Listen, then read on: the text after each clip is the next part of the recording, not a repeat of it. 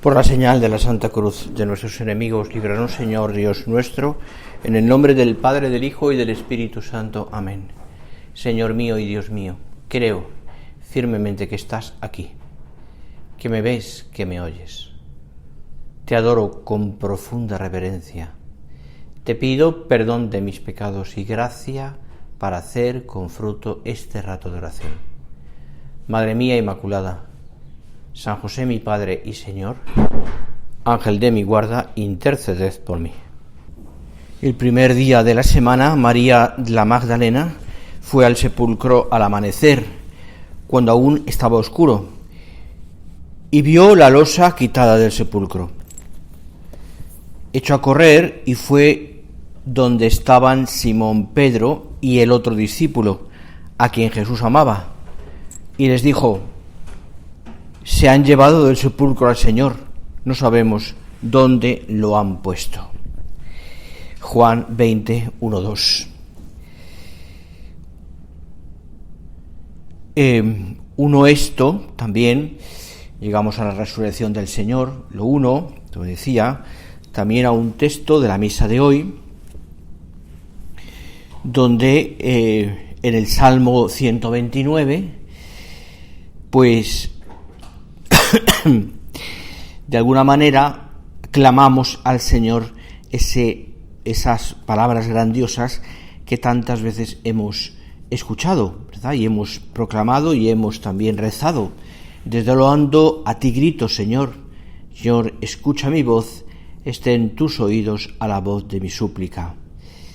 Y la antífona es: si llevas cuenta de los delitos, Señor, ¿quién podrá resistir? Cristo nos manifiesta con su resurrección también cómo nos ha salvado. No se entendería todo, que acabase todo en la pasión y en la muerte del Señor. Era lógico, o al menos era lo que tenía que pasar, que el Señor también nos salvara, precisamente porque ha sido el primero que ha resucitado, y por tanto ha vencido a la muerte. Tantas veces lo hemos pensado. A esa muerte que pasó Él también, y esa muerte que de alguna manera también nosotros clamamos desde lo hondo a ti grito, Señor, cuánto te necesito, y cuánto necesito, Señor, tu resurrección también, cuánto necesito, Señor, que tú me manifiestes a través de la vida lo que va a ser mi vida y lo que será mi vida en el cielo. Por eso también tú y yo hoy nos unimos al salmista y le decimos al Señor: desde el hondo a ti grito, Señor. Pero la esperanza está puesta en el sepulcro, donde la piedra ya no está en la puerta. La composición del lugar tiene que ver todo con las personas que allí también aparecen. Yo creo que hablar de la resurrección del Señor implica siempre, podríamos decir así, un encuentro personal. Y por tanto, una manifestación concreta de Cristo a personas concretas. También por eso no es una cosa ajena a mí, sino que también a mí, de alguna manera, he de comprender que Cristo, a mí, que estoy en lo hondo gritando, a mí que estoy necesitado de Dios, también el Señor a mí ha resucitado por mí, y eso supone mucho para mí. Pero te decía que no se puede entender el día de la resurrección sin esas personas concretas: María Magdalena, Juan, Pedro y algunos más. Pero, en primer lugar, María Magdalena. La primera a quien se aparece Jesús. ¿Te acuerdas? Apóstol de apóstoles. Porque ella anuncia a los apóstoles la dicha de la resurrección. Es verdad que el Señor se aparece a quien quiere y no se aparece a todos al principio, El Señor no hace algo que podía ser hasta cierto punto lógico. No coge a todo el mundo, a todos los israelitas en el valle, y les dice, aquí estoy, he resucitado. No. Sino que la resurrección del Señor, la aparición de Cristo resucitado, es como un sello, una confirmación de la elección divina. Y si Cristo ha resucitado para todos, ¿por qué no desde el principio se muestra a todos?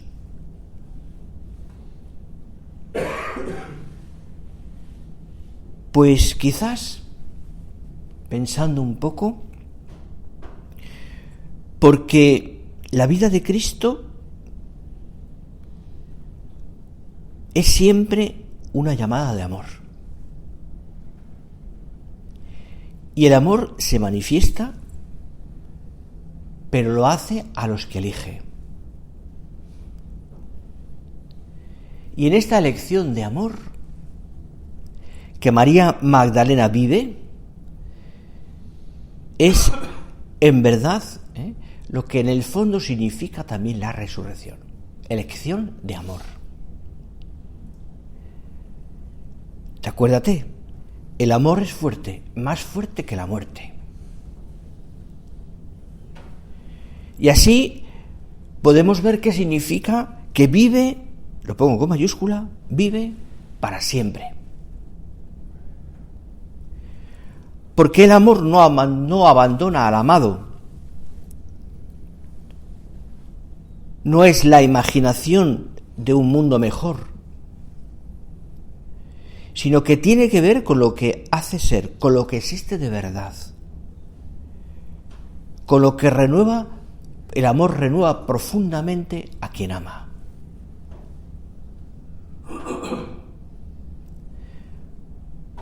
Por eso me ama mi Padre, dice el Señor. ¿Y por qué ama al Hijo el Padre? Porque entrega la vida por nosotros. Y así entendemos que Cristo vive precisamente para interceder por nosotros. Esa es su misión, la misión que el Padre le da. Por tanto, podríamos decir, la resurrección es una manifestación del amor. Y además con una libertad máxima, porque lo hace como quiere y cuando quiere. Es un acto de Dios. Es una acción concreta de Dios.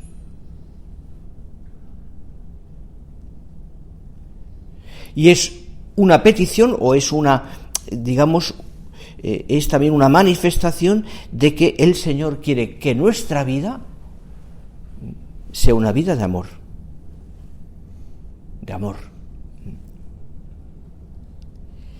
Es verdad, y se nota, ¿no? Pues en ese ámbito en el que estamos hablando de la resurrección, como, fíjate, los primeros que aparecen allí, María Magdalena, aquella mujer que amaba apasionadamente al Señor, porque le amaba, o sea, porque le había hecho tantas cosas, porque le quería tanto. Y Juan, el discípulo al que el Señor amaba, aunque entró Pedro primero, pero Juan llegó primero y miró. Y después más cosas, pero aquellos hombres, aquella mujer, viven del amor de Cristo. Y además, en este caso, y centrándome en María Magdalena, de una manera que solo una mujer puede hacerlo. Nosotros, por nuestra condición sacerdotal y por la relación que tienes en tu labor pastoral también con tanta gente, resulta que es así. Estamos rodeados de muchas mujeres. Es decir, es verdad que la gran mayoría de personas que van a la iglesia son mujeres, ¿no? Y de alguna manera también nosotros como sacerdotes, con ese respeto y esa delicadeza tan profunda y tan delicada, valga la redundancia, que tenemos, tratamos a tantas mujeres también. Y tocamos de alguna manera esa intimidad femenina, llegando a un mundo interior, en el fuero interno, a través de la confesión y de los sacramentos, donde vamos conociendo esas personas. Y nos damos cuenta que en sí misma la mujer está hecha para amar. Para amar con una totalidad que nos fascina. Pienso que la mujer en sí misma tiene como un sentido de totalidad que es mucho más grande que el hombre, ¿no? Que nosotros somos más sencillos, somos más compartimentados, las cosas se arreglan en un plis-plas. La mujer no. La mujer necesita mucho saberse amada. Por eso llora María Magdalena tanto, hasta que descubre a su Señor y le pide al hortelano, entre comillas, que le diga dónde está su amor.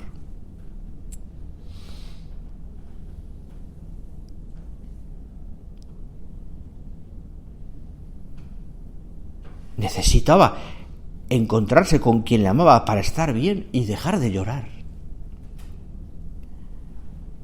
Ese es el encuentro de María Magdalena con el Señor. Y eso se manifiesta de una manera, yo diría que muy especial, en una totalidad, y también una intimidad. Ella se sabe íntimamente amada por el Señor. Por eso le encuentra por eso le busca y también se sabe también totalmente amada por el Señor.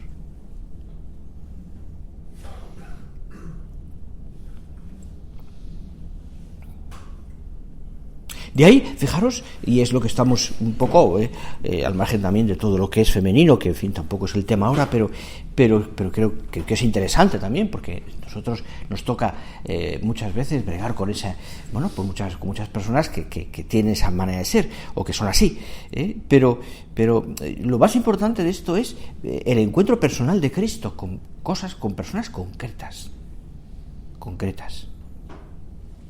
que dan testimonio de la resurrección, que están como locos de contentos y van corriendo a anunciar a los demás: he visto al Señor. He visto al Señor. Cristo ha resucitado. Verdaderamente ha resucitado. Son testigos. Testigos. Por eso esa idea que salió por allí, algunos teólogos, de una resurrección en la comunidad, pero no real, sino habría resucitado en los corazones de cada uno de aquellos hombres y mujeres, es absurda. Porque Cristo no resucita para la comunidad en ese sentido, digamos, virtual, sino para personas concretas. Y personas concretas son testigos.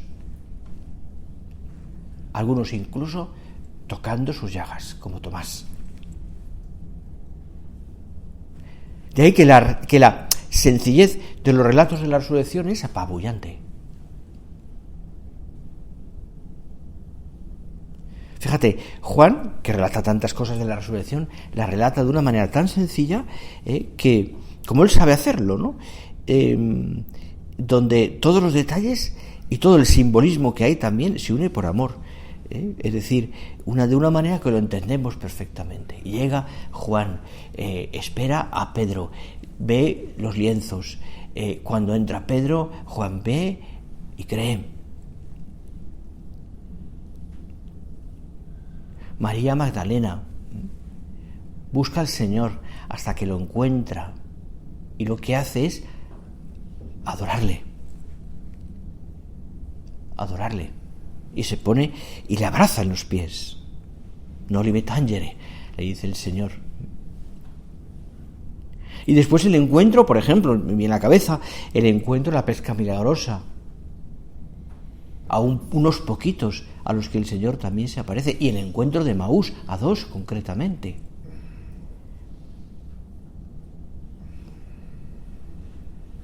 A 2 concretamente. ¿Cómo quería el Señor a sus apóstoles y cómo nos quiere a nosotros? cómo poco a poco va manifestándose en su resurrección, cómo les habla en aquellos momentos también de esperanza, y les manifiesta a través de sus llagas y de su propia presencia glorioso, su cuerpo glorioso, pues la vida del cielo. Y cómo les da esa esperanza de decir, la muerte no ha vencido. No ha vencido. Él, el Señor, ha bajado a los infiernos, al Seol. Y explica cómo Cristo llega a tocar realmente la muerte del hombre. Y por tanto su muerte es real. Y su resurrección real. Y nos llama, por tanto, a toda la humanidad, a nosotros uno, a una resurrección en plenitud. A una resurrección una resurrección también en la alegría.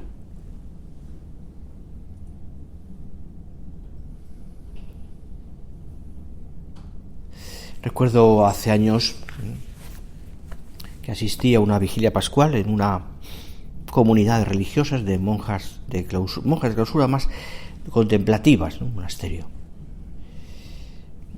Más o menos como del mismo estilo que los cartujos. Y aquella ceremonia, que era como todas las vigilias pascuales, un poquito más larga, por no decir bastante más larga, comenzaba de una manera hermosísima, ¿no? En el coro, con todas luces apagadas, significando las tinieblas de la noche, dos monjitas en dos lugares distintos hacían rezaban unas antífonas que manifestaban que eran de un texto antiguo, además creo que es uno de los textos que leímos en los días de Pascua, en la liturgia de las horas, que era como el momento en el que el Señor baja a los infiernos y va llamando a cada uno de los padres y de los profetas y del Antiguo Testamento. Y hay una llamada, lo hace una y la otra contesta, desde Adán en adelante.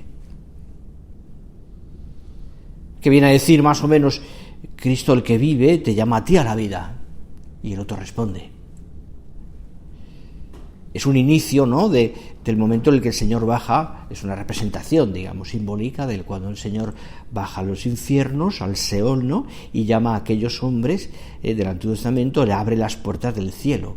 Su resurrección abre las puertas del cielo. Me gustó mucho, sobre todo por todo el simbolismo que traía detrás. Cristo ha muerto realmente y ha resucitado realmente.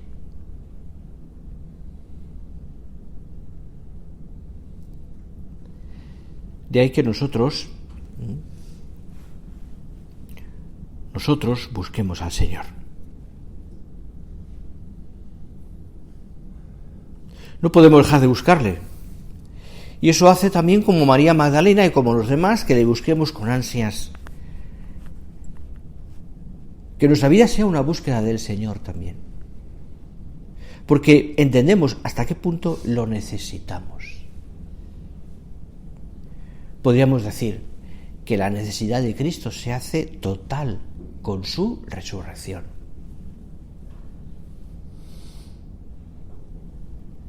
La necesidad de Cristo es mucho mayor si sabemos que vive para siempre. Y crece en la medida en que le busco, en la medida en que le amo. Y tú y yo, conscientes de nuestra vocación sacerdotal y por tanto de que somos otros Cristos, tú y yo también tenemos claro que precisamente porque somos Cristos queremos participar de su vida. Y por tanto no puedo dejar, Señor, de buscarte cada día, en los sacramentos, en mi trabajo, en mi oración,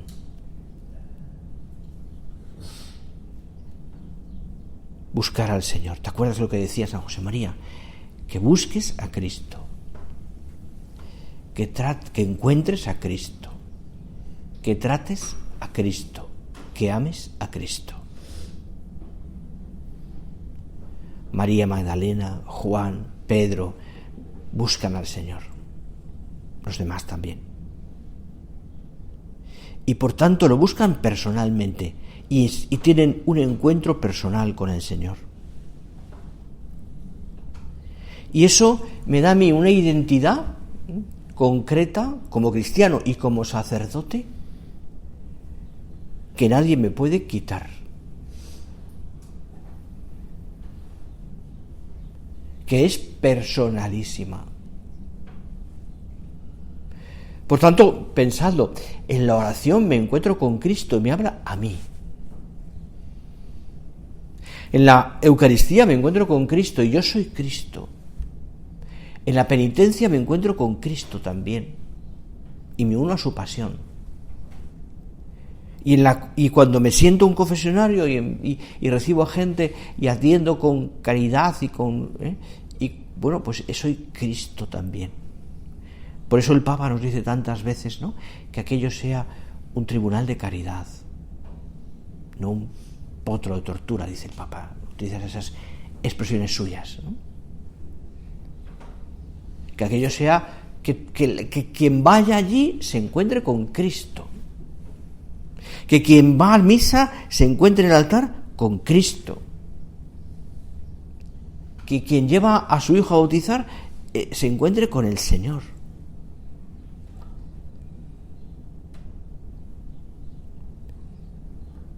De ahí nuestra responsabilidad y la belleza de nuestra vocación, es decir, y de ahí también pues ese tono humano que tenemos que tener, lleno de, digamos, de corrección y de buen hacer. De ahí, fijaros, hasta podríamos bajar a detalles mucho más concretos, ¿no? Si somos Cristo, hasta en el modo de vestir, en el modo de hablar, en el modo de comportarnos, sin dejar de ser nosotros, entendemos, en ese sentido de la propia personalidad, ¿no? Somos todos distintos, es así, pero somos Cristo. Y hay mucho de ese tono humano que manifiesta también nuestra unión con el Señor. Nuestra unión con el Señor. Y eso, entre otras cosas, pienso yo, hace atractivo el sacerdocio. Lo hace atractivo. Y ahí sí que vale la pena que dediquemos un poquito de tiempo de examen para pensar, ¿no? Es decir, realmente mi tono humano es el del sacerdote, mi tono sobrenatural es el del sacerdote. Me ven en la iglesia con ese buen hacer, bien vestido, bien arreglado, bien, evidentemente no sin hacer, no somos dandis, ¿entendéis? Pero sí el tono humano es importante. Bueno, no quería yo hablar de esto, pero ha salido, ¿no? Pero viene bien, porque me parece que es importante dar una vuelta a esto.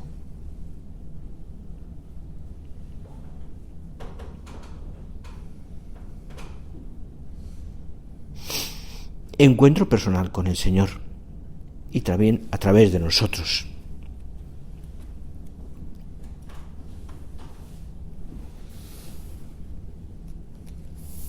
María Magdalena es la primera apóstol de apóstoles, decíamos antes. Esa idea que, como sabes, aparece en el prefacio de la misa de María Magdalena, esa fiesta instituida por Francisco, pues habla mucho de la singularidad de esa mujer que supo amar al Señor.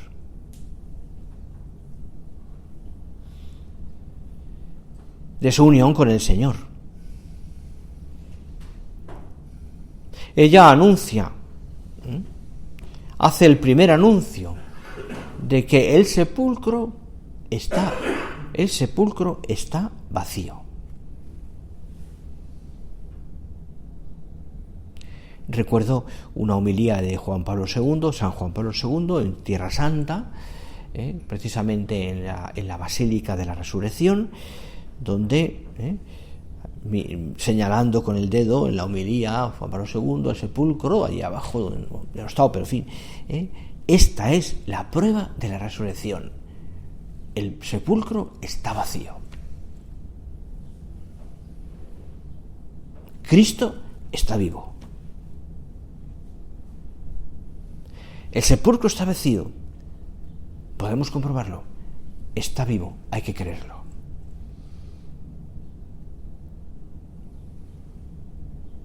Ella, María Magdalena, lo testimonia y expresa un testimonio alegre que responde a esa palabra o esa pregunta que aparece en la secuencia de Pentecostés, ¿te acuerdas? Perdón, de Pentecostés, de la resurrección. Dinos, María, ¿qué has visto en el camino? A Cristo el Señor. Se me ha aparecido el Señor. Sois testigo de que se me ha aparecido el Señor. Nosotros somos testigos de nuestro encuentro con Cristo. Y no podemos mirar a otra parte porque es real. Es un encuentro que da testimonio de toda una vida. Es un encuentro que a mí me hace ser apóstol de apóstoles también. Es un encuentro como el de Pablo en Damasco con Cristo, como el de Pedro en la barca, como el de los demás apóstoles y como el de tantos santos que en ese encuentro con Cristo cambiaron su vida. Es el encuentro que tú y yo todos los días tenemos en la Eucaristía y en la oración. Ojalá también cambie nuestra vida, como hemos hecho estos días aquí, o estamos haciendo aquí estos días.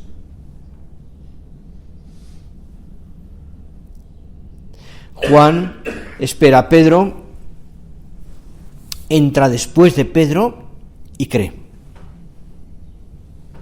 Y cree porque lo que ve, y sobre todo la palabra que ha sembrado Cristo en su corazón, le hace creer. Pedro no dice nada, pero sabe que tiene una misión. Sabe que a partir de entonces, Cristo resucitado, él ya no es Cefas, ya no es Pedro, es Cefas.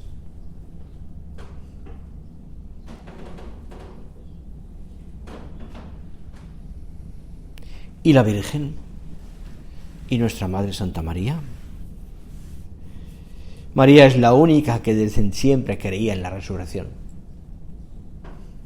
Por eso la búsqueda de María es tan distinta. Ella no fue al sepulcro.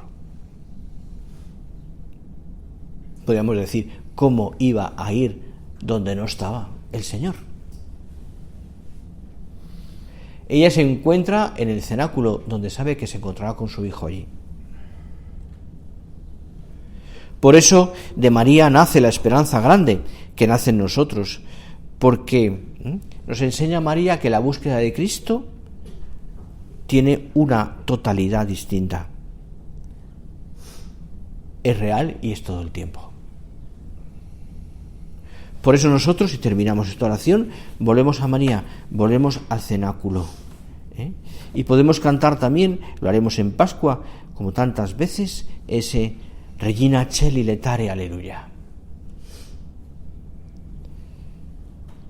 En ti, Señor, y a través de nuestra Madre del Cielo, hemos descubierto una alegría que ya no pasa, porque tú has resucitado, y es para siempre. Y junto a ti, María, también nosotros queremos compartir esa vida para siempre, de tu Hijo, de Cristo resucitado.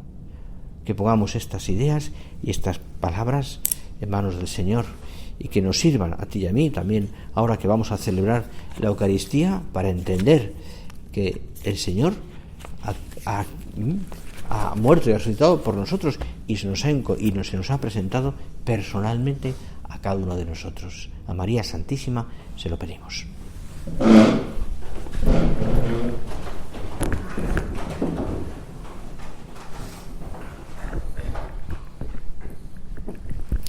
Te doy gracias, Dios mío, por los buenos propósitos, afectos, inspiraciones que me has comunicado en esta meditación. Te pido ayuda para poneros por obra, Madre mía Inmaculada, San José, mi Padre y Señor, Ángel de mi guarda, interceded por mí.